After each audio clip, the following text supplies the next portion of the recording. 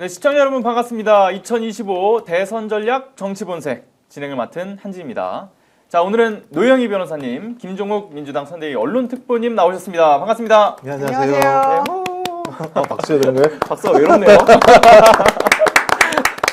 아, 네. 특히 노영희 변호사님 근데 최근에 자주 뵙네요. 네. 너무 좋습니다. 네. 사실 이렇게 같이 방송을 하면 개인적으로 기분이 참 좋아지는 사람들이 있어요. 이 얘기를 하다 보면 굉장히 되게 속 시원하게 또 긁어주기도 하고 그리고 대리만족을 느끼잖아요. 또 보시는 분들도. 그렇죠. 그리고 어디서 듣지도 못했던 어떤 새로운 정보들도 바로 그냥 찌르면 툭툭 나오고 찌르면? 그러면. 찌라시. 쉽게 또 재밌게 또 풀어주시는 분들 개인적으로 그래서 저는 노영희 변호사님하고 김정욱 박사님을 좋아합니다. 저는 아닌 것 같은데. 아니, 왜요? 그래도 지난번에 같이 방송하고 계속 챙겨보고 있습니다. 아, 감사합니다. 자, 그럼 두 분과 함께 오늘도 이슈들 좀 탈탈 털어보겠습니다. 자, 먼저 첫 번째로는 어제자 이슈 중에 가장 또 뜨거웠던 소식에 대해서 다루지 않을 수가 없을 것 같아요. 네. 자, 윤석열 정권이 말아먹은 그 경제와 민생 문제, 내란의 밤 이후로 그리고 또 더 배로 사실 가속화된 데다가 이 미국발 관세 그 전쟁까지 이어지면서 우리나라의 경제 상황이라고 하는 것이 정말 이 풍전등화 속에 있다라고 하지 않습니까? 네. 그래서 아무래도 첫 번째 주제가 경제 분야였지 않나라는 생각이 드는데, 그런데 이번 토론을 보면서 많은 분들이 공감했던 부분은 체급 차이를 확실하게 좀 볼 수 있는 부분이지 않았나라는 생각이 들어요. 두 분은 좀 어떻게 보셨어요? 저는 적어도 김문수가 사과하지 않을 거라 생각을 했었습니다만 이 정도 경제를 말아먹었으면 국민한테 죄송합니다. 예. 아니 경제 성장률이 0.8%라고 하면 제가 볼 때 거의 마이너스나 마찬가지 상황이잖아요. 그렇죠. 따지고 보면. 예. 아니 그럼 이걸 누가 만들었어요? 윤석열 정부가 만든 거 아니에요? 만들었죠. 윤석열 정부의 노동부 장관의 국무위원이었지 않습니까? 예. 사과는 하지 않을지언정 이 잘못을 갖다 또 예를 들면 이재명 잘못이라고 얘기하는 식의 그러니까 저는 이런 걸 보면서 저 집단들에 대해서 우리가 신뢰할 수 없다라고 하는 것이 어제 TV 토론을 통해서 다 확인이 된 것 같다는 생각이 들었고요. 네. 그래서 저는 이제 어제 느낌이 뭐냐면 김문수의 무의미. 그러니까 뭐 왔는지 안 왔는지 잘 모르겠다 이런 생각이. 존재감이 좀 네네. 틀리더라고요, 많이. 그다음에 이제 이준석의 본질이 드러났다 이런 생각이 들어요. 그러니까 전문성이 확인됐다. 예. 갈라치고 공격하고 이런 본성 자체가 드러났다라는 생각이 들어서 어제 비호감도가 훨씬 더 확장되게 만들어 놨어요. 예. 그래서 그렇죠. 왜 그랬는지 잘 모르겠다고 많은 분들은 하시는데 저는 제가 볼 때 충분한 의도를 가지고 그렇게 접근한 것 같다라는 생각이 들어서 네네. 이 사람은 전체 국민을 위해서 대선에 나온 게 아니라 자기 자신의 영달을 위해서 나왔구나라는 그렇죠. 생각을 좀 확인하게 됐고요. 그다음에 권영국 후보에 대해서 많은 국민들이 저분 누구지라고 궁금했던 것 같고 그다음에 대통령 다음이라고 하는 걸 좀 보여준 게 이재명 후보였다는 생각이 들어서 어제 많은 분들이 좀 짜증나는 TV 토론이었다는 느낌이 들기도 합니다. 그렇죠. 그래서 이재명 후보는 뭔가 지지층을 확장할 수 있는 기회가 됐던 것 같고 반대로 이제 이준석 후보 같은 경우는 비호감을 확장할 수 있는 그런 계기가 됐다라고 생각이 드네요.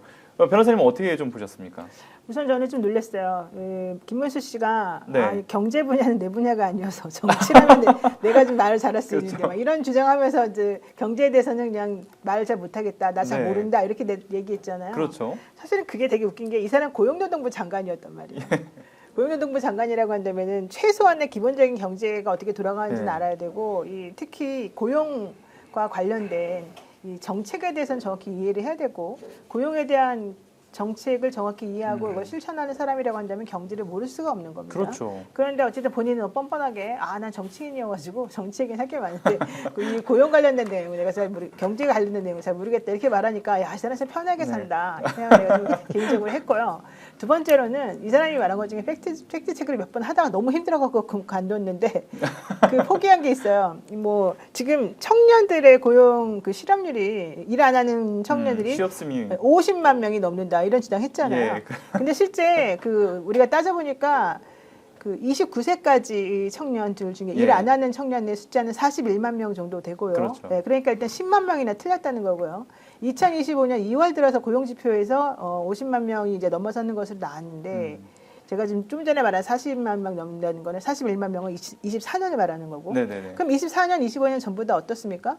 누가 고용노동부 장관이었죠? 김문수란 말이에요. 그렇죠. 자기 자신이 고용노동부 장관으로서 일을 할 때 청년들의 이 실업률을 해결하지 못했고 네. 그게 점점 늘어나고 있다는 얘기밖에 안 되는데 그에 대한 팩트 체크도 정확히 없고 자기는 모른다 그러고 이렇게 무책임한 사람이 도대체 존재할 수 있는가 이게 제가 너무너무 깜짝깜짝 놀랐어요. 그렇죠. 말씀하신 것처럼 일단 기본이 안 돼 있는 사람이었다라는 걸 보여줬고 또 하나는 그 쉬었은 청년을 전혀 이제 몰랐다라는 거. 50만을, 모르더라고요. 그러니까 정확하게는 41.5만 명인데 이거를 50만 명이랑 헷갈리고 있다는 거는 본인이 쉬었던 건 아닌가? 모르는 생각도 거예요, 들어요. 본인은. 예. 전혀 모르고 있다. 근데 그게 좀 너무 심한 게 이 사람은요 삼선 의원이었어요. 예. 게다가 도지사도 했었어요. 경기도지사. 그렇죠. 2번이나 했습니다. 네, 2번이나. 유명한 김문수인데. 그리고 자기는 엄청나게 청년 결백한 사람이고 오로지 일만 열심히 했던 사람이라고 주장해왔던 사람인데요. 예. 전혀 지금 그런 것들에 대해서 하지도 않은 데다가 고용노동부 장관으로 있으면서 본인이 했던 게 뭐예요? 아무것도 없어요. 네. 아무것도 없어요, 진짜로. 그리고 오히려 돌아다니면서 노조 없는 기업이 제일 좋은 기업이네. 청년들이 여기서 그 돈을 조금 받아야지 제일 좋은 기업이네. 이런 말만 하고 돌아다녔던 사람이란 말이에요. 네. 어떻게 이런 사람이 대한민국 한 나라에 대통령이 되겠다고 좀 저러고 나와 있는지 너무 부끄럽습니다. 김문수 후보는 제가 봤을 때 도지사 이후부터 계속 그냥 쉬없은 상태인 것 같다는 생각이 들어요. 말하는 걸 보게 되면. 근데 자, 이 얘기를 하는 도중에 속보가 나왔다라고 해요. 어허. 그 지기현 부장판사가 그런 얘기를 했다고 하죠. 접대 의혹 사실 아니야 사실 무근이다. 라고 전면 부인하고 나섰다라고 합니다. 이거 우리가 제가 생각했을 때는 직무 배제가 되거나 그러니까 스스로 물러날 가능성도 충분하다라고 보여졌는데 일단 부인하고 나섰어요. 계속 버티기에 들어가겠다라는 걸까요? 그러니까 이분이 되게 또 특이한 게뭐 공보를 통해서 말을 한 게 아니고 예. 법정에서 이런 말을 했대요. 그러니까 오늘 그 대단하네요, 진짜. 윤석열 씨 예. 그 내란 우두머리 직권남용 혐의 사건 재판 진행이 있잖아요. 예, 그렇죠. 그러고 나니까 딱 이 재판을 한다고 하면서 재판 진행하기에 앞서 내가 미리 말하겠다. 여러분들께서 아마 궁금해하고 있고 내가 얘기하지 않으면 재판 신뢰가 떨어질 것 때문에 말을 해야 되겠다. 이러면서 개인적인 의혹 제기에 대해서 우려와 걱정이 많다는 사실을 알지만 나는 평소에 삼겹살과 소주를 마시며 지내고 있고 그런 데 가서 접대받는 건 생각해 본 적이 없다. 무엇보다 나에게 삼겹살에 소맥도 사주는 사람이 없더라. 이런 얘기를 했습니다. 그러면서 중요한 재판 진행을 하는 데 있어서 판사 뒷조사를 하고 계속적인 외부 공격을 하면서 재판부가 하나하나 대응하는 것 자체가 재판에 영향을 미칠 수 있기 때문에 앞으로는 이제 더 이상 답하지 않겠다. 이런 얘기를 지금 하고 있는 건데요. 예. 그렇죠. 근데 말처럼 삼겹살과 소주는 사준 사람이 없겠죠. 다른 걸 사주는 모양이니까. 그건 사줘봤자 그 사람이 고마워하겠어요. 소주에서 뭐 삼겹살, 소맥. 근데 저는 이게 이렇게 확인이 어려운 거예요?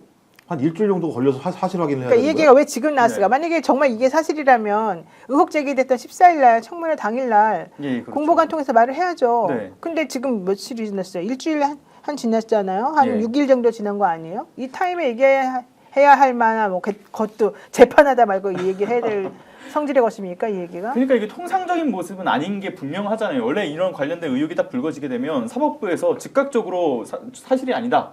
그리고 관련된 그렇죠. 그 의혹을 부추기는 경우에 이제 뭐 법적으로 좀 제재를 대응하겠다. 하겠다. 예. 그런 얘기가 나와 있는데 아무 얘기도 없이 그냥 조용하다가 본인의 입으로 이렇게 이야기를 한다. 그러니까 말씀하신 것처럼 통상적이지 그렇네요. 않다라고 하는 이유가 가장 맨 처음에 아니 갑자기 왜 70년 만에 일 단위가 시간 단위로 바뀌었지? 예. 의혹이 있었잖아요. 예. 그다음 왜 윤석열만 저렇게 특혜를 주는 거지? 그러니까요. 통상적이지 않은 일을 할 때는 통상적이지 않은 이유가 있을 수밖에 없는데 그게 직위원이더라. 예. 많은 사람들이 관심을 가질 수밖에 없죠. 근데 그 직위원이라는 사람에 대해서 제보가 들어와서 예. 이 사람이 이런 문제와 관련해서 내용은 정확히 아직까지 파악이 안 되지만 재판 거래나 뇌물일 수 있다 이런 얘기들이 제기됐던 거잖아요. 그렇죠. 그러면 본인이 내란 우두머리 재판의 주심 재판관으로서 그런 얘기가 나오면 국민들이 되게 불안해할 수 있으니까 즉각적으로 얘기해야 되는 거죠. 예. 아니야 나 그런 적 없어. 자기 말에 의하면 지금 이 말에 의하면 자기는 룸사랑 한 번도 안 갔다는 얘기잖아요. 그런 얘기. 삼겹살만 얻어먹었다는 네, 얘기잖아요. 룸사랑 간 적이 없다는 거잖아요. 삼겹살 소주조차도 사주지 않더라. 이런 얘기를 하는 먹긴 거죠. 했겠죠. 근데 결론적으로 룸사롱을 한 번도 안 갔다는 얘기인데 만약에 룸사롱을 한 번도 갔다는 얘기가 들리면 본인 그만둘 거예요? 재판 중단할 거예요? 그러니까 저는 이런 발상을 보니까 이건 직위원 판단은 아닌 것 같다는 느낌이 드는 거예요. 그러니까 직위원 개인적 판단이라기보다는 이 부분과 관련해서 어떻게 돌파할 것인가라고 하는 판단을 저는 직위원 개인이 아닌 어떤 라인에서 결정을 했을 것 같고 그 결정을 오늘 재판에서 공개적으로 얘기를 하면서 싸움을 건 거 예. 아닌가 생각이 들기도 해요. 이렇다라고 하면은 이제 곧 있을, 그러니까 26일 날 있을 그 전국 법관 대표 회의에서도 마찬가지로 직위원에 있어서 조금 더 긍정적인 입장을 내려놓을 수도 있겠네요. 그러니까 부정적인 입장으로 원래 그 직위원에 대해서 직무를 뭐 배제할지 말지 이런 얘기도 나올 수 있다 했지만 지금 들려오는 소식들로는 오히려 이걸 정치권에서 띄운 것에 대한 부적절성을 논할 가능성이 있다는 얘기가 나오잖아요. 근데 그렇게 되면 민주당은 이제 어떻게 대응합니까? 그 가지고 있는, 그러니까 지금 얘기 들리는 얘기로는 뭐 사진이 있다, 뭐 또는 CCTV도 확보했다, 심지어 녹취록까지 좀 나오는 모양인데 이걸 결국은 공개할 수밖에 없는 상황이 되는 거죠. 그러니까 바로 그 얘기를 지금 하는 거죠. 제가 이제 확인하기로는 실질적으로 직위원 부장에 대한 얘기가 처음 나왔을 때 네. 법원 행정처에서 매우 놀랬고 물론 뭐 사실 매우 놀랐는지 모르겠어요. 왜냐하면 법원 내부에도 그런 얘기는 많이 그동안 그렇죠. 퍼져 알고 있었기 있었다 때문에. 얘기가 있었죠. 그래서 어쨌든 그 얘기를 그 청문회장에서 그 의원들로부터 그런 식으로 들으리라고 생각하지 못했을 것이기 때문에 일단 놀랬겠죠. 놀란 상황이었는데 그 다음에 나온 태도가 중앙법원에서도 아무런 입장이 없었고 그 다음날 오전에 나온 입장이 그냥 아직은 모르겠다. 니네들이 말하는 거 너무 애매하다. 이거밖에 없는데 그건 사실 우리들의 의혹을 더 증폭시키는 입장이잖아요. 네, 그렇죠. 그리고 직위원 부장의 개인적인 입장이 나온 적이 없었어요. 그러다가 그 다음날 갑자기 이제 윤리감사 지금 착수하고 있고 조사하고 있는 중이다. 이렇게 얘기를 했어요. 그러고 나니까 사람들이 그러니까 이제 법조계의 사람들 내지는 법원 사람들인데 이거 이런 식으로 가다가는 우리가 민주당한테 말린다. 민주당이 우리를 너무 바보로 한다. 우리 이렇게 권위가 떨어지고 신뢰가 떨어지게 되면 앞으로 일을 할 수가 없다. 괜히 법관회의도 한다 그래가지고 민주당한테 기만 살려줬다. 뭐 이제 이런 얘기들이 막 들렸어요. 그러면서 26일 날 법관회의도 좀 반대쪽으로 오히려 민주당 용을 좀 공격하는 쪽으로 좀 하는 게 맞지 않겠냐. 뭐 이런 얘기까지 이제 들리고 물론 이제 반대의 의견도 많습니다만. 그렇게 하면 안 된다는 의견도 그렇지만 어쨌든 그런 식으로 공격하는 거에 대해서 우리도 대응을 적극적으로 해야 된다. 역공을 펼쳐야 된다. 이제 이런 얘기도 있었었고 또 하나는 법원 행정처와 대법원이 직위원이 무너지면 우리도 무너진다. 그러니까 다 같이 한번 여기서 좀 이걸 좀 막아보자. 이런 분위기라는 얘기가 이제 있었거든요.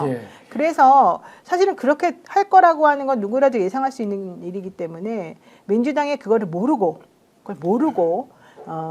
이렇게 그냥 성급하게 아무런 증거도 없이 무책임하게 이런 것들을 뭐 지르고 공개하고 그랬을 거라고는 정말 생각이 안 들어요. 왜냐하면 지금 그냥 가만히만 있어도 대선은 그냥 가는 거잖아요. 그렇죠. 어차피 기존의 재판은 다 놨던 거고 그다음에 직위원 부장의 재판 같은 경우는 어차피 6월 3일 지난 이후에 결국은 이제 나오게 될 상황이 지금 당장 나오는 게 아니잖아요. 네. 그렇다고 한다면 괜히 아무런 자료도 없는데 직위원을 괜히 건드려가지고 민주당이 좋을 일이 없잖아요. 그렇죠. 네, 민주당이 지금 생각하고 있는 것은 그럼에도 불구하고 직위원에 대한 여러 가지 우리가 제보를 받고 확인을 해보니까 이건 너무 심각하다 해서 내보냈을 거잖아요.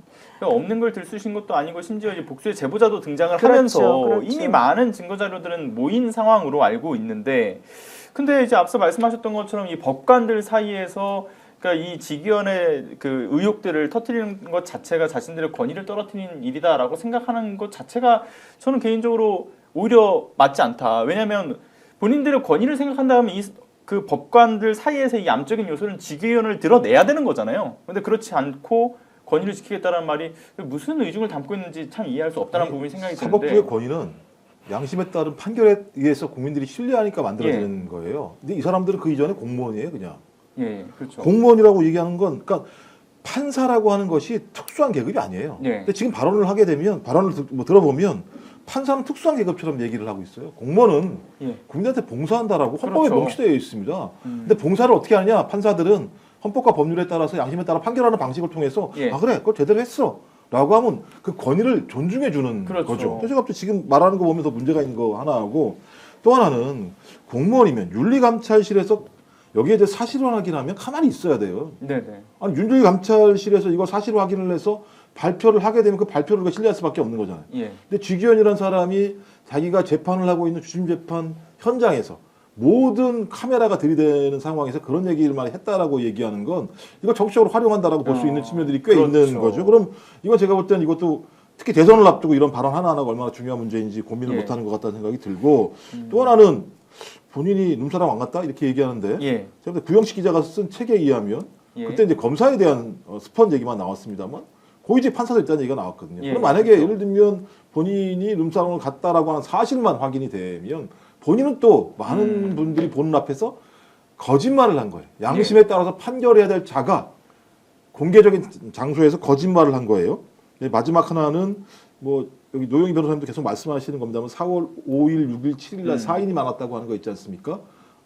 지금 조희대 대법관, 그다음에 한덕수 전 총리, 그다음에 김충식 씨, 그다음에 정상영 전 검찰총장 이 사인의 만남이라고 하는 부분들과 이게 만약에 사실이 확인되고 이것이 지기현 판사와 결합된다면 이건 희대의 사건이 될 수도 있을 가능성이 높다라는 생각이 들기 때문에 그것을 막기 위한 선제적 조치라고 저는 판단이 되지만 이렇게 해서 이것이 해결될 수 있다고 생각하나? 저 사람들은 참 세상 물정 잘 모르는 거 아닌가 이런 생각이 들어요. 그렇죠. 이런 거를 막기 위해서 말씀 주셨던 것처럼 재판을 사적으로 활용하는 것까지도 그 논란을 부추기면서 하지 않았나라는 생각도 들고 그리고 아까 노영희 변호사님께서 말씀 주셨던 것처럼 직위원이 무너지면 우리도 함께 무너진다라는 생각을 갖고 있는 것 자체가 이거 직위원의 술접대 의혹은 한 사람만 엮여 있는 게 아니구나라는 생각도 연결이 좀 되는 것 같다라고 보여져요.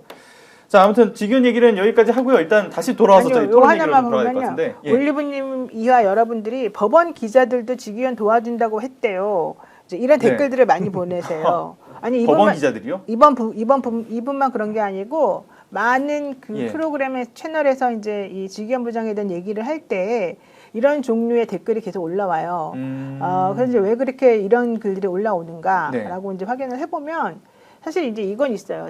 법원 판사들은 한 20-30년 전까지는 정말 변호사들하고 친하게 술 먹고 다니고 술값을 변호사들한테 내라 그러고 그냥 저녁에 집에 가기 싫으면 전화해가지고 오늘 술 먹자 해가지고 이제 같이 자연스럽게 어울리기도 하고 술 접대도 받고 이런 거 많이 했었어요. 정말로 20-30년 전에는. 그러다가 그 중간에 그런 식으로 하다가 이제 문제가 터지고 법조 비리가 터지는 게 되게 많았었어요. 그래서 그게 한 2-3번 정도 이제 걸쳐서 일어났던 일인데 그리고 난 다음에 이제 자정작용을 많이 해가지고 그 중간쯤에 한 10년 전쯤에는 더 이상 이제 그 그러니까 판사들하고 변호사들이 다이렉트로 연락하거나 막 함부로 이렇게 위로 올라오게 하거나 이런 걸 하지 못하게 해라. 이제 이렇게 법원에서 이게 공문이 돌았고 그래서 실제 그때부터는 정말로 찐친 아니면은 그냥 대강 아는 사람들은 오히려 접근권이 더 떨어지게 마련되어 버렸어요.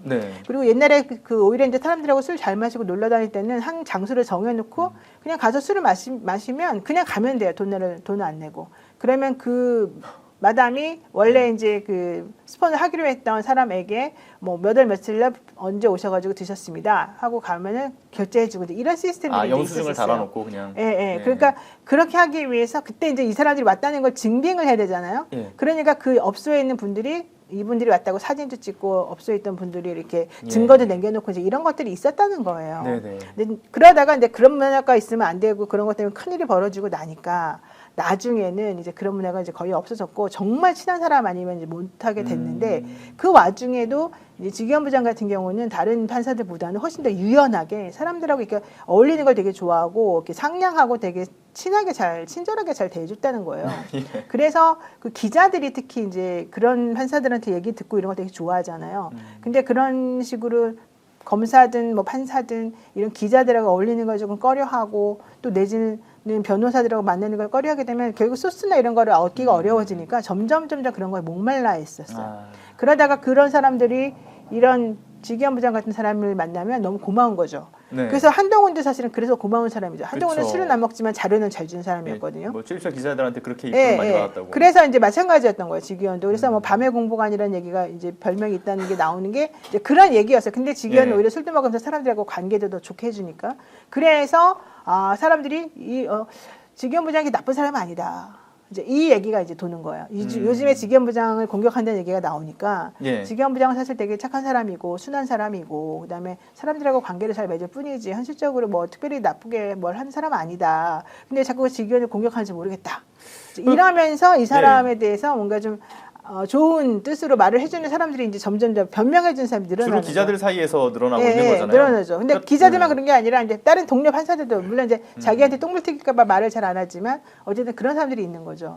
그래서 이런 얘기들이 나오는 거예요. 그렇군요. 판사들 입장에서는 자기한테 똥물 튈까봐가 걱정인 것 같고 기자들 사이에서는 자기한테 떨어지는 콩고물이 이제 더 이상 안 떨어질까봐 그게 걱정인 것 같다라는 생각이 드네요. 근데 좀 편하게 좋은 사람이라고요? 제가 아까 말씀 공무원의 신분적인 헌법적 규정은 국민에게 봉사하는 거잖아요.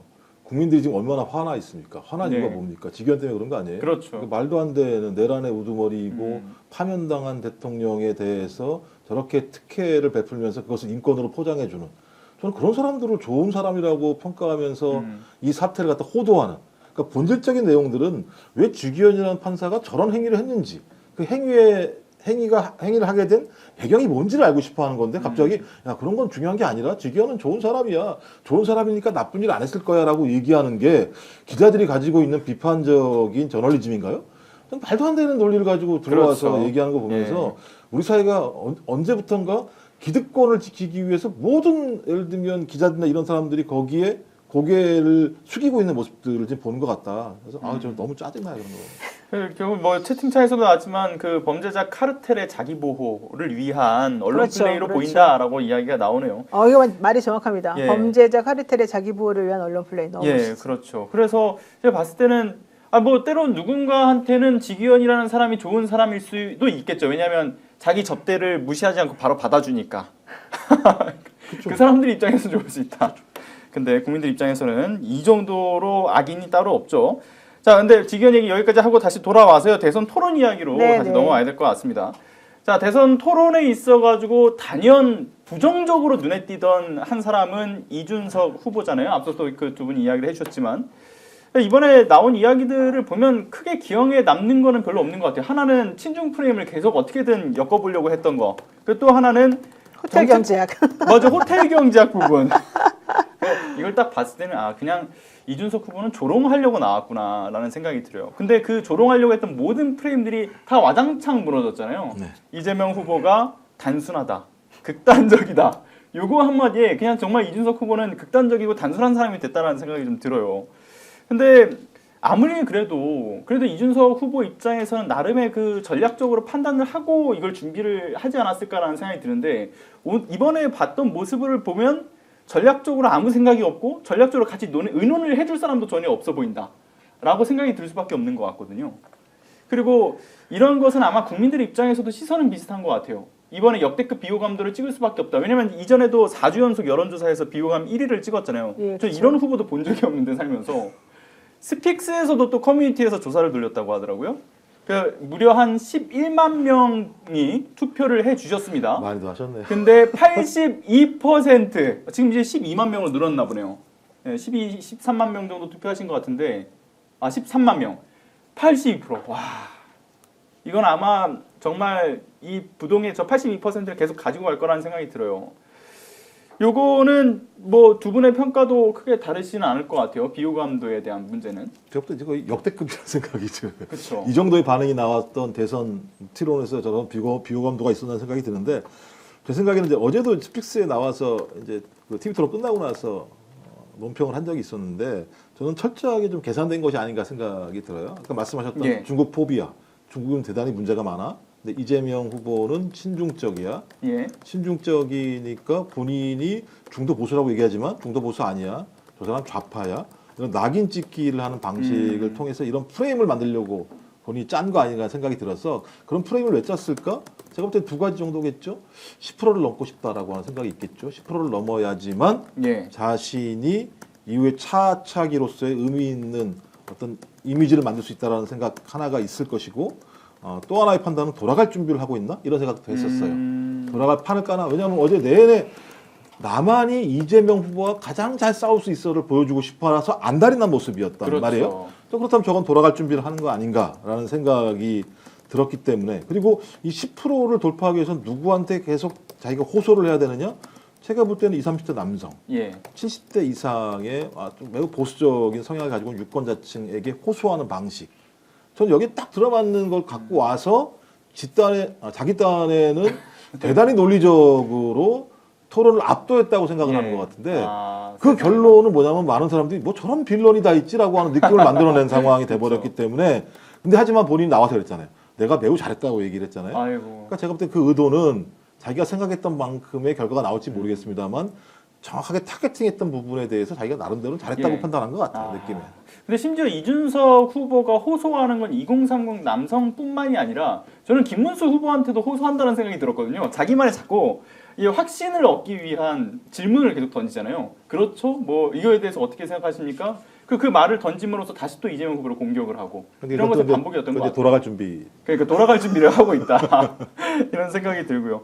그리고 개인적으로는 이준석 후보가 저는 참 거품이 많이 껴있는 정치인이라고 생각을 해왔거든요. 그렇죠. 그러니까 언론에서 너무 과도하게 조명해준 측면이 있는데 그 거품이 순식간에 꺼졌던 포인트가 최근에 한 2차례 있었잖아요. 하나는 본인이 그 다큐 찍었던 거 준스톤 이어 관객 수가 고작 4,000명에서 끝났던 점이라든가. 야, 그게 펜코의 예, 숫자일까요? 펜코의 저력이었다. 그러니까 본인은 이제 펜코 수령이라고 하는 것에 대해서 어깨뽕이 상당히 올라가 있는데 그렇죠. 고작 그 정도 수준이었다는 걸 보여줬던 거잖아요. 그리고 또 하나가 역대급 비호감들을 계속 연일 갱신하고 있는 그런 모습들이라고 보여집니다. 자, 그리고 이번에 이준석 후보의 모습 중에서 또 다른 사실 관전 포인트. 뭐 이준석 후보가 그 토론회에서 조롱했던 것처럼 제가 이준석 후보에 대한 이야기를 계속 강조하는 건 저도 좀 조롱하는 의미로 계속 좀 다루고 싶어요. 얼굴이 붉어지는 포인트가 등장을 했어요. 그러니까 본인이 이야기를 하는 그 과정에서 계속 그 얼굴이 붉어지는 걸 보면서 사람들도 좀 왜 저러지? 부끄러운 거 아니야? 얼굴이 본인이 엿배게 얘기하는 거에서 예, 이거 이상하잖아요. 네. 근데 뒤늦게 본인이 끝나고 나서 SNS에 그걸 굳이 해명을 했더라고요.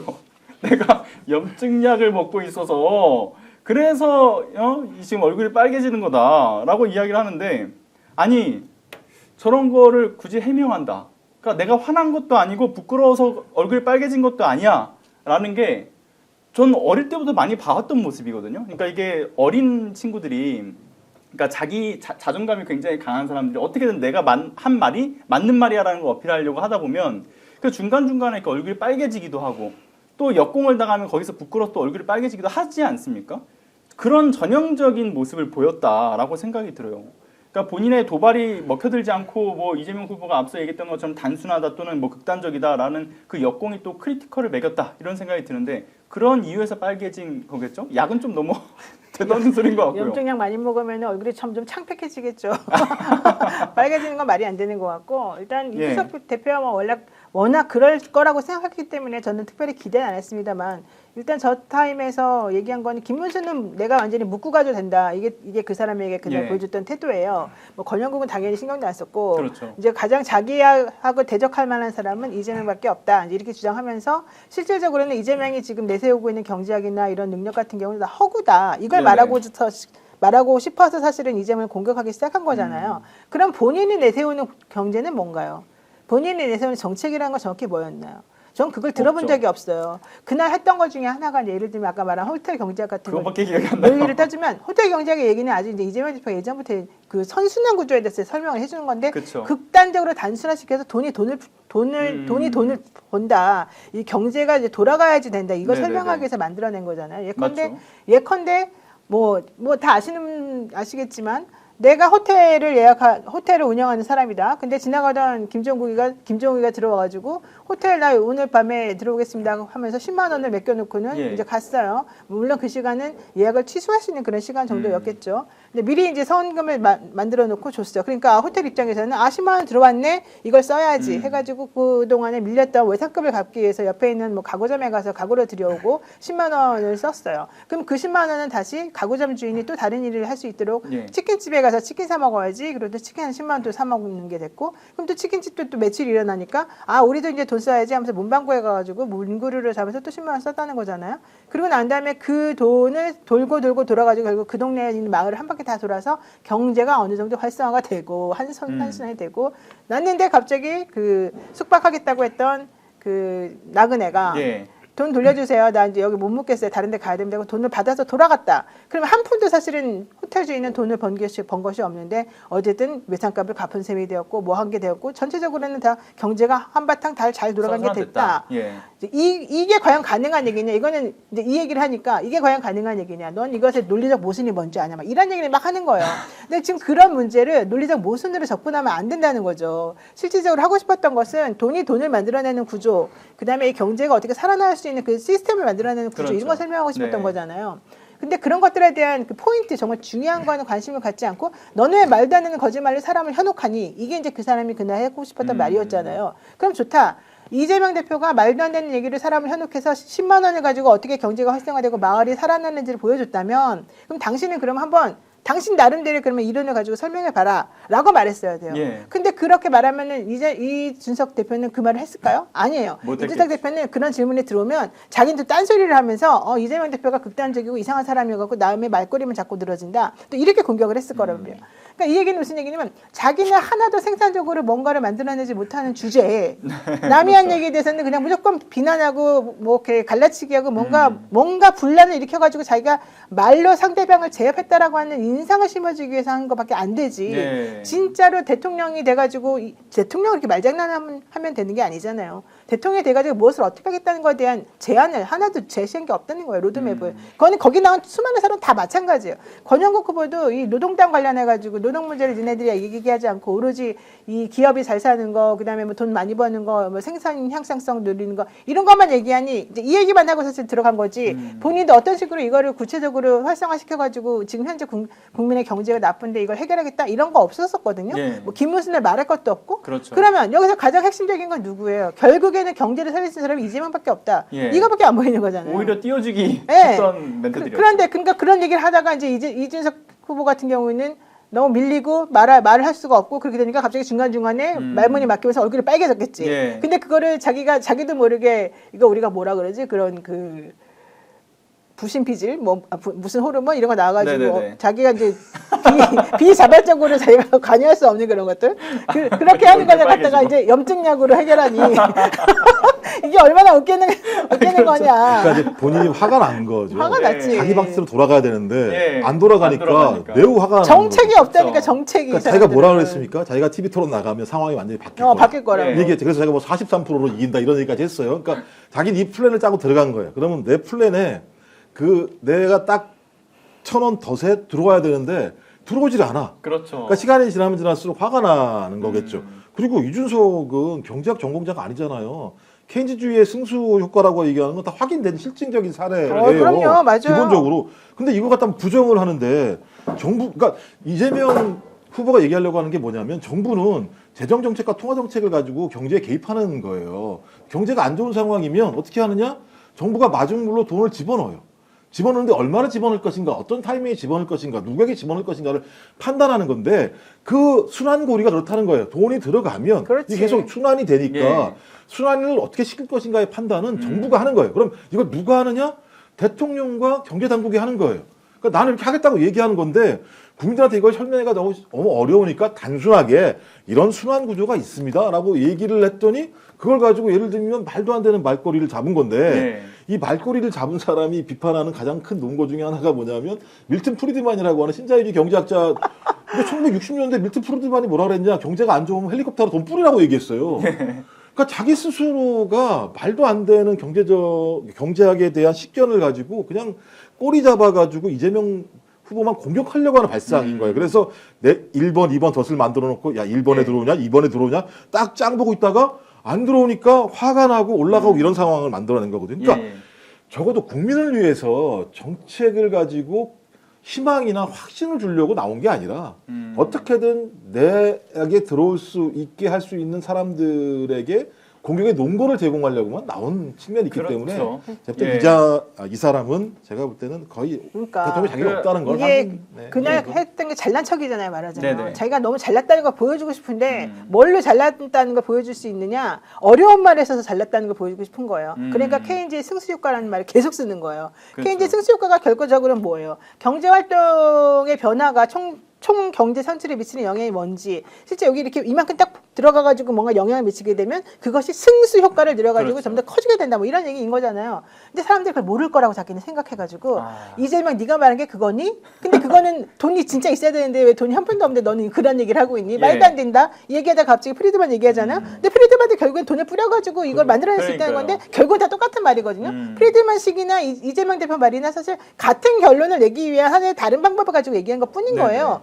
근데 그 말을 자기가 못 알아듣는 거지 말하자면. 그러니까 자기가 이해를 못하고 있는 상황이니까 오히려 이재명 대표가 너가 내 말을 이해 못하는 것 같아. 이런 말을 듣게 되니까 얼굴이 발그레지는 거지. 그렇죠. 자기가 잘난 척하려고 그랬는데 예. 자기가 당했으니까. 그러니까 저는 계속 얘기하는 거지만 자존감 강한 꼬맹이식 정치라고 얘기를 그렇죠. 하는 게 본인이 지금 말씀하신 것처럼 만들어놓은 덫에 들어오지 않으니까 답답하고 화가 나니까 들어놓고 생태를 쓰고 싶은데 그 뭐 대선 토론자리니까 들어놓을 수는 없고 하니까 얼굴이 빨개질 수밖에 없었다 이런 그러니까 생각이 좀 이재명 들어요. 후보가 딱 그렇게 얘기한 거예요. 당신같이 경제를 잘 모르는 사람한테 설명을 하기 위해서 내가 단순하게 설명을 한 거니까 그걸 가지고 나한테 뭐라 그러지 마.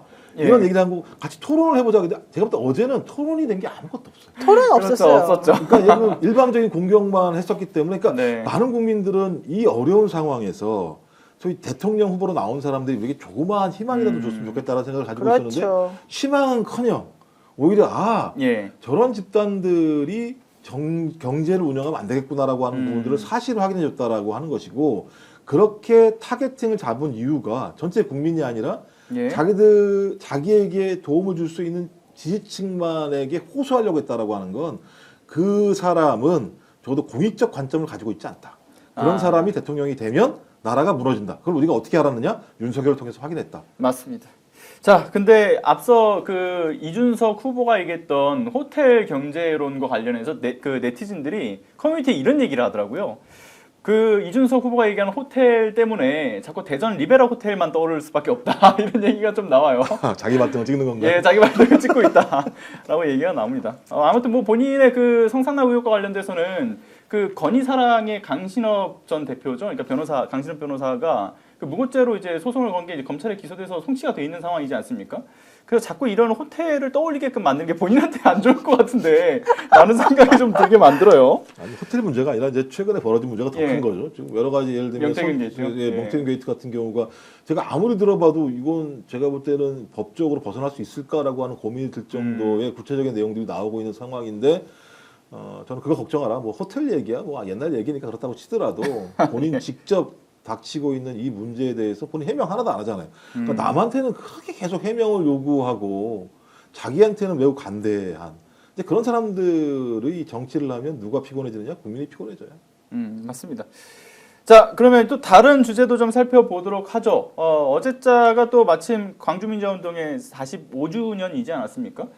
그런데 이제 어쨌든 간에 우리가 모두가 다 알고 있는 거잖아요. 결국 민주주의의 피로 쓰인 역사이고 그리고 이제 오늘날에 우리가 누리는 자유와 권리의 출발점이 되는 아주 매우 중대한 역사인데 사실 이거를 보훈부가 왜곡하고 이걸 모욕하는 짓을 벌였잖아요. 네. 그러니까 우원식 국회의장이 기념사를 하겠다라고 했는데 이거를 정치적 편향성을 운운하면서 결국 제동을 걸고 그걸 못했습니다. 맞아요. 그거 좀 이해가 안 예. 가더라고요.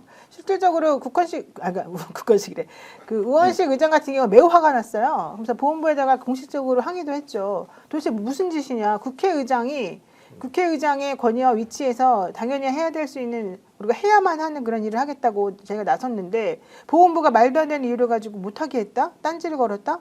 이게 도대체 있을 수 있는 일이냐? 이 5.18 이 광주 민주화운동 관련해 가지고 본인이 보훈부에서 얘기하는 종류의 무슨 편향되고 뭔가 할 만한 게 도대체 뭐가 있었냐 이렇게 화를 많이 냈는데요. 저는 지금 이 보훈부의 작태가 매우 잘못된 행동이다라고 생각을 하고 있고 그렇게 되면 오히려 광주 민주화 운동을 했던 그 선조들이나 우리 그 지금 현재 살고 계신 분들이나 이분들에게 매우 모멸감을 주는 그런 행동이었다고 생각을 합니다. 그렇죠. 맞습니다. 예. 네. 그러니까 저는 아니 보훈부가 뭔데? 입법부 수장이 니들이 국가가 뭔데? 공식적으로 기념한 행사에 예. 가서 특히 왜 그런 얘기를 했느냐? 1980년 소위 신이 쿠데타 내란을 일으킨 자들이 광주의 민주화 운동을 진압하면서 총까지 사용해서 희생자를 만들어냈던 사건이었잖아요. 예. 45년 만에 유사한 사건이 발생한 상황이지 않습니까? 그렇다면 당연히 국민을 대의하는 대의 기구의 국회의장이 예. 이것을 막아냈던 우리 국회와 시민들의 힘 이런 힘들을 갖다가 광주 영향자한테 보고할 수 있는 거잖아요. 그렇죠. 매우 상식적인 것이고 이런 것들이 가능했을 때 우리 민주주의가 면면에 이어져 나오는 건데 아니 보훈부가 뭐라고 제가 볼 때는 선관위가 해도 국민들이 엄청나게 화날 판인데 그러니까 그런 거잖아요. 가서 얘기를 하게 되면 정치적인 파장이 생길 수 있다. 근데 왜 그걸 지들이 판단하냐고요. 그러니까요. 그런 판단 권한도 선거 때는 선관위가 가지고 있는 상황이고 선관위 한 명이도 안 했잖아요. 전 그래서 이건 여전히 그 이번 내란이 친위 쿠데타라고 하는 사실들이 밝혀진다. 그러니까 친위 쿠데타라고 하는 건 윤석열이 임명한 자들이 곳곳에 여전히 박혀 있기 때문에 이런 준동들을 계속하고 있는 상황이 예. 벌어진 거다라는 생각이 들기 때문에 내란은 이미 여전히 계속되고 있고 이 내란의 어떤 뿌리까지 뽑아내지 않는다면 앞으로도 이런 일이 반복적으로 벌어지고 그것도 다른 문제가 아니라 광주 항쟁, 광주 민주화 운동의 기념식까지도 이렇게 딴지를 거는 일이 벌어진다는 생각이 들어서 저는 기억하자. 아니, 근데 절대 잊지 말자. 진짜 이해가 안 가는 예. 게 5.18 민주화 운동 기념식에 이주호 권한대행 참석하지 않았습니까? 네. 이주호는 정부 측 인사라고 해서 좀 참석을 시킨 거잖아요. 근데 우원식 의장은 말을 못 하겠어요? 예. 왜요? 입법부와 뭐 사법부와 행정부와 이런 사람들이 지금 전체적으로 원래 이걸 또 계속해서 해야 되는 거 아닙니까? 근데 이주호는 되고 우원식은 왜 안 돼요?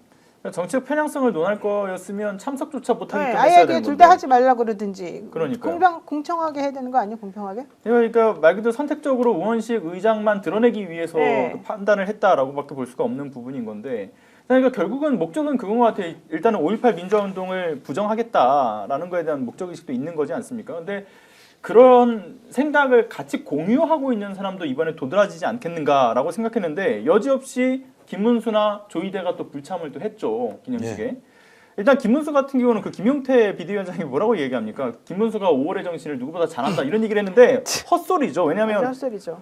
아니 정작 그 김문수는 당시 광주 시민들을 무력으로 때려잡았었던 그 정호영 당시 특수전 사령관을 영입하려다가 결국은 그 여론의 비판을 받고서 14일 밤에 그 돌연 취소를 한 그 일을 모두가 알고 있잖아요. 맞아요. 그러니까 그리고 내란 행위에 대한 사과나 책임도 전혀 지지 않고 있는 모습들 이런 것도 있고 결국 그거에 대해서 광주 시민들의 그 어쨌든 민심이 두려워서 못 간 거 아니냐라기보다는 김문수 후보 역시 나도 이걸 인정할 수 없다라는 입장으로 가지 않았다라고 보여지는 그렇죠. 거고 조희대 대법원장도 역시나 마찬가지 책임 있는 의무를 다하지 않는 거잖아요. 대법원장으로서의. 네.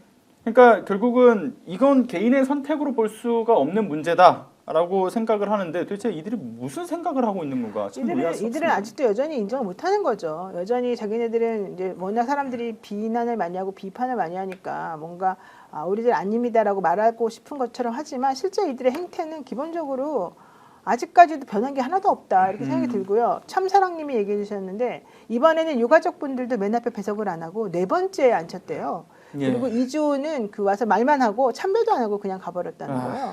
도대체가 이게 뭡니까? 그러려면 뭐 하려고 그런 행사를 합니까? 이 5.18 행사는요 국가 행사거든요. 예, 그렇죠. 국가 행사라고 하는 건 그 격에 맞게 실질적으로 정말로 이 국가의 원수가 나와가지고 제대로 본인들이 여기에 대해서 안타까워하고 국민들하고 같이 아픔을 나누고 이런 게 중요한 거거든요. 근데 그렇게 하지 않고 참배도 안 하고 그냥 간다는 건 뭐 하러 온 겁니까? 그러면서 국회의장은 왜 못 오게 합니까? 국회의장은 우리나라 사회 몇이에요? 엄청나게 높아요. 2위인가 아마 그럴 거예요, 진짜로. 그런 사람들은 왜 이것도 말도 못하게 하면서 자기네들은 마음대로 지네끼리 하고 행사를 망치고 결과적으로 그 행사에 참여해가지고 의의를 같이 나누고 싶었던 사람들에게 가슴에 대못을 박습니까? 이거는 그렇죠. 아무런 생각이 없는 거죠. 맞습니다. 그리고 그렇게 대못을 박은 사람이 한 사람 더 있죠. 저도 호남 사람입니다 했던 한덕수. 결국 대선용 호남팔이었다라는 그렇죠, 것이 바로 드러나는 그렇죠. 거잖아요. 네. 일단 개념이 없는 거죠. 그러니까 그 광주의 시민들이 한덕수 전 총리에게 문제 제기했던 것이 너 호남 사람이 아니야라고 문제 제기했던 게 아니잖아요. 또. 예. 어떻게 너 내란의 주역이 광주에 내려올 수 있어? 사과나 반성은 있어야 될 거 아니야. 그런 사과 반성도 없이 내려온다고 하는, 그러니까 내란을 인정한 자가 광주에 내려온다고 하는 건 광주 영향들을 욕되게 하는 거잖아요. 그렇죠. 저도 광주가 지켜야 될 최소한의 자존심이란 말이에요. 그래서 거기서 문제 얘기했더니 갑자기 저도 호남 사람입니다. 이렇게 얘기를 하고 앉아 있는 거예요. 누가 호남 사람 아니라고 얘기했어요? 자기는 속였지. 호남 사람이 아니라고. 서울 사람이라고 그렇죠. 얘기했던 사람이었던 거라고 하면, 그러니까 저는 그래서 지금 김문수도 마찬가지인데요. 김문수가 무슨 당 만들었습니까?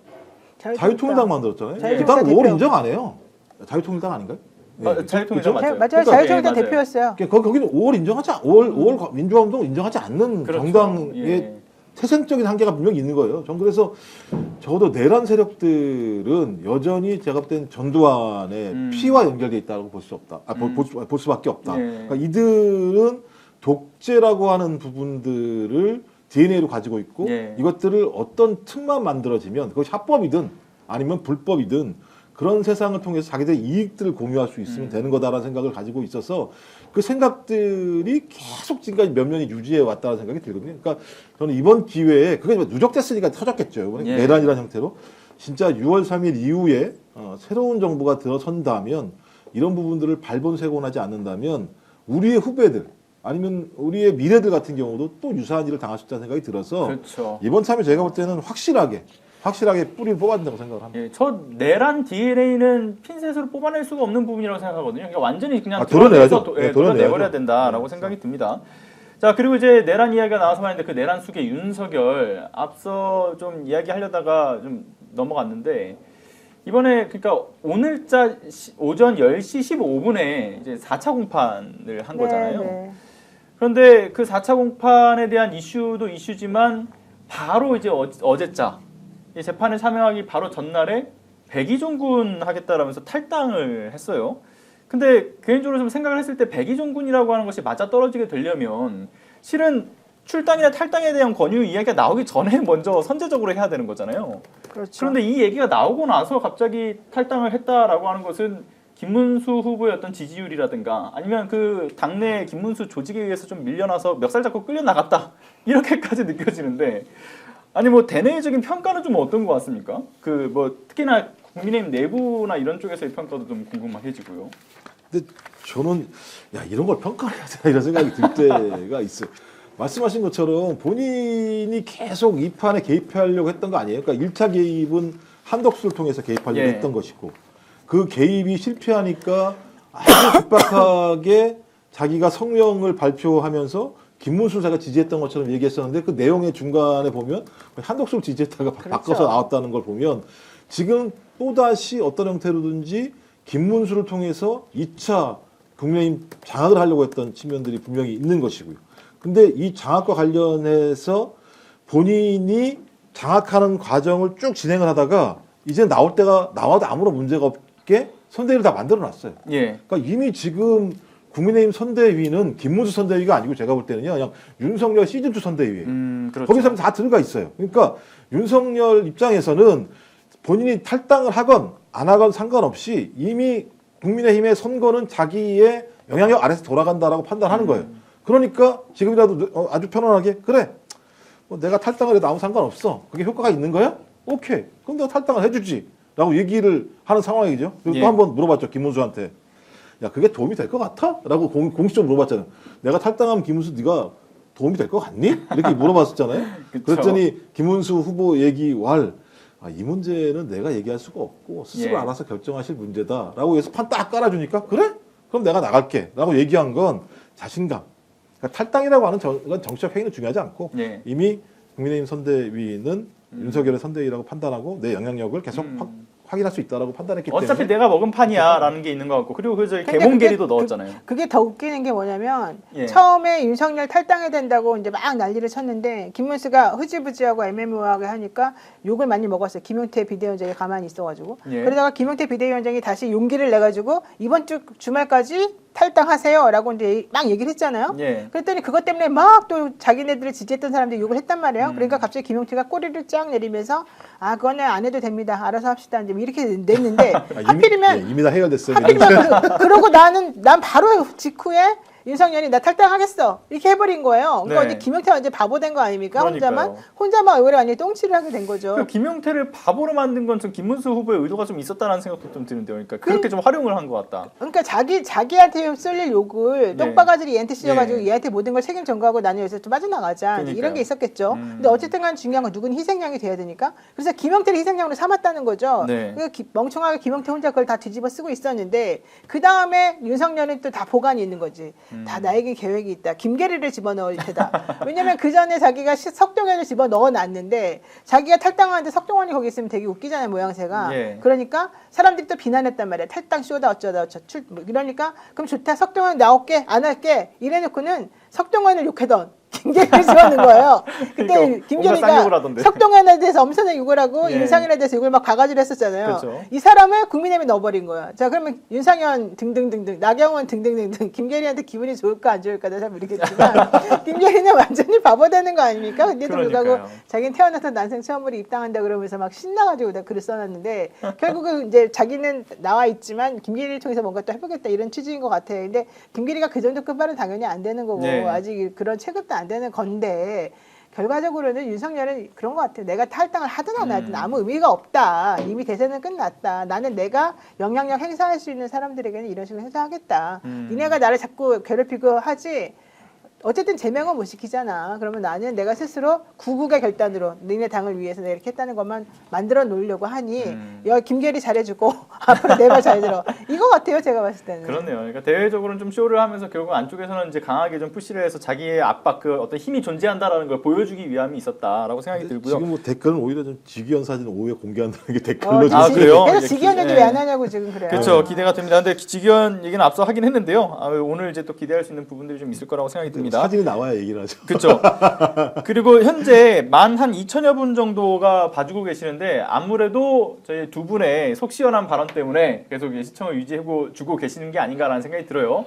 그런데 여러분들 그냥 단순히 보시는 거에서 그칠 것이 아니라 꼭 좀 구독 눌러주시고요. 좋아요도 눌러주시면 대단히 감사드리겠습니다. 여기서 지금 이제 어차피 그리고- 어차피 예. 이 시청자들이 관심을 가지니까 이 얘기는 꼭 해야 돼요. 아, 예. 중요한 건 지기현 부장에 대해서 지금 이렇게 방어하고 민주당을 바보로 만드는 얘기가 나오잖아요. 그럼 민주당이 사실은 여기서 제대로 이제 중심을 잡고 본인들이 내세웠던 의심이 실제 그냥 음모론이 예. 아니었다는 걸 확인시켜 줘야 됩니다. 그렇죠. 그렇지 않으면 민주당 완전히 망할 수 있습니다. 맞아요. 근데 그 임팩트를 언제 줄 것이냐에 대한 게 관건이잖아요. 그러니까 지기현의 얼굴이 드러나는 뭐 사진이든 CCTV 이제 영상이든 지금 나야죠. 왜냐면 오늘 아니라고 예. 삼겹살에 소맥도 안 먹는다. 요즘 그런 거 사주는 사람도 없다 이랬는데 그래 니네 말이 맞다. 나 사진 없다. 이렇게 되면 어떻게 되겠어요? 아, 오늘이 그렇죠. 월요일인데 계속 이 얘기가 회자될 텐데 계속해서 나와야죠. 그러면서 예. 그 서영교 의원이 말했던 그 4인의 점심 회동 문제 이것까지 같이 연결시켜가지고 민주당이 가지고 있는 게 뭐가 있으면 제대로 이걸 공개해서 예. 사람들에게 의혹을 없애도록 해줘야죠. 그러니까 원래는 26일 법관 대표 회의가 이제 끝나고 난 이후에 상황을 보겠다였는데 지금 이제 그럴 상황이 아니고 아니다. 지금 즉시 바로 공개를 해야 되는 그러니까 상황인 이 거네요. 정도면 지기현 예. 판사가 공식적으로 재판 과정에서 얘기했다는 건 총공세를 하겠다는 역공을 그렇죠. 하겠다는 예. 게 다름 아니에요. 속보가 속보 떴다라고 나왔어요. 하네요. 사진 1시 공개. 50분에 공개를 하겠다. 아, 속보. 기대가 됩니다. 정말 기대가 되고요. 자, 그러면 1시 50분에 이 상황 보고 아마 이제 또 스픽스에서 또 관련된 내용을 좀 전달해 드릴 수도 있을 것 같습니다. 자, 그리고 마지막으로 저희 하나 또 중요한 게 있어요. 그러니까 앞서 저희가 윤석열 이야기를 하다가 또 윤석열의 리스크 중에 또 가장 또 핵심 중 하나는 명태균 게이트인 거잖아요. 근데 이 명태균과 관련된 내용에 대해서 기록을 한 저희 노영희 변호사님이 변호사 노영희의 기록이라는 책을 또 내셨어요. 무슨 얘기 하시나 했네요. 네, 저도 네. 다른 자, 이거 주제에서 자, 한번 들어주세요. 네. 자, 보신 것처럼 변호사 노영희의 기록이라는 책이 나왔고요. 브로커가 만든 정치, 정치가 만든 브로커라는 또 소설을 축하드립니다. 이렇게 책 아유 오신 거. 고맙습니다. 이거 보면은 이렇게 사파도 많이 넣고요. 야. 챕터별로 재밌게 만화도 네. 넣고 그다음에 이해하기 쉽게 내용 좀 정리를 좀 해드렸고요. 네, 제가 네, 네. 접견 가서 들은 얘기라던가 아니면 좀 바깥에 오. 드러나지 않은 얘기들 있잖아요. 예. 만화도 다 집어넣으셨네요. 예, 윤석열과 김건희를 어떻게 생각했는지 이 명태균 씨가 예. 그런 얘기도 좀 넣고 그다음에 현실적으로 그 동네에서 무슨 일이 벌어졌는지 이제 이런 것도 좀 넣었어요. 그리고 제가 바라보는 이 브로커 정치라는 게 정확히 뭐냐? 나는 명태균 씨가 되게 똑똑하고 순발력이 되게 좋은 사람이라고 생각해요. 근데 그 사람이 그렇게 똑똑한 머리를 가지고 이런 식으로 장난을 쳐가지고 책 이런 식으로 표지를 했다는 보이게 거. 하면서 말씀하십시오. 예. 이런 게 나는 좀 이런 것들이 네. 좀 안타깝고요. 21대 대통령 선거는 그래서 정말 잘 치러야 된다. 네. 이제 이런 지금 문제 제기들 다 했고요. 여기 뒤에 보면요. 많은 분들의 사진이 이렇게 다 있어요. 캐리커처들이. 그래서 이분들 10권 이상씩 사는 분들에게 캐리커처도 다시 그려서 보내주는 이벤트도 하고 있고 이 그림들도 한번 보시면 재밌습니다. 여기 보면 예. 이재명 대표 그림도 있고요. 오. 그다음에 중요한 거는 이게 지금 자, 한동훈 거보다 높다는 거. 아, 저도 사서 보겠습니다. 네, 네. 아니요, 제가 드릴게요. 예, 사서 볼게요, 사서. 예, 사서도 보시고, 예, 제가 또 드리고. 근데 중요한 건 이게 나온 지 얼마 안 됐는데 예. 생각보다 반응이 좋아서 그리고 읽기 쉽다. 그렇죠. 네. 자, 이 명태균 게이트와 관련해서 그 어떤 내밀한 또 이야기들도 담겨 있고 사파를 통해서 아주 또 재미나게 또 풀어내는 이야기 쉽게 풀어내는 내용도 그렇고요. 여러분들 꼭 이건 거의 뭐 필독서처럼 좀 사주시면 좋을 것 같다라는 생각이 좀 들어요. 좋은 멘트입니다. 네. 많은 구매 부탁드리고요. 그리고 예, 뭐 일단은 저희가 책에 대한 이야기를 앞서서 좀 얘기하고 싶었는데 제가 계속 타이밍을 못 재다가 지금 얘기했습니다. 다시 한번 얘기 좀 많이 좀 구매 좀 해주십시오. 마지막으로 저희 남은 거 하나 더 하고 가죠. 저희 광고가 하나 광고야죠. 예, 있습니다. 자, 최대 128만 원 놓치지 마시고 여러분 인터넷 TV 신규 가입 시 48만 원, 휴대폰 구입 시 최대 50만 원, 정수기 렌탈 시 최대 30만 원. 자, 인터넷 가입과 동시에 알뜰폰 톤은 휴대폰 새로 장만 없이 현재 쓰고 있는 휴대폰의 통신사만 변경하면 최대 30만 원의 혜택을 돌려드립니다. 자, 인터넷 성능은 다 거기서 거깁니다. 그래서 혜택만 잘 비교해 보시면 되는데요. 자, 비교는 23년 동안 60만 명, 이 60만 명의 누적 가입자가 존재하고요. 그리고 이제 983억 원의 누적 현금 사은품을 지급해 왔습니다. 그리고 개인정보 보안도 철저해서 한 건의 보안 사고도 없었습니다. 자, 8억 원 이상의 보증보험을 가입해 한 분도 억울한 일이 없도록 준비된 인터넷 비교원, 인터넷 휴대폰 정수기 비교는 비교원에서 하시면 되겠습니다. 자, 자세한 내용은 1670-2571를 통해서 상담을 받으시거나 네이버에 인터넷 비교원을 검색하시고 상담 신청을 하시면 됩니다.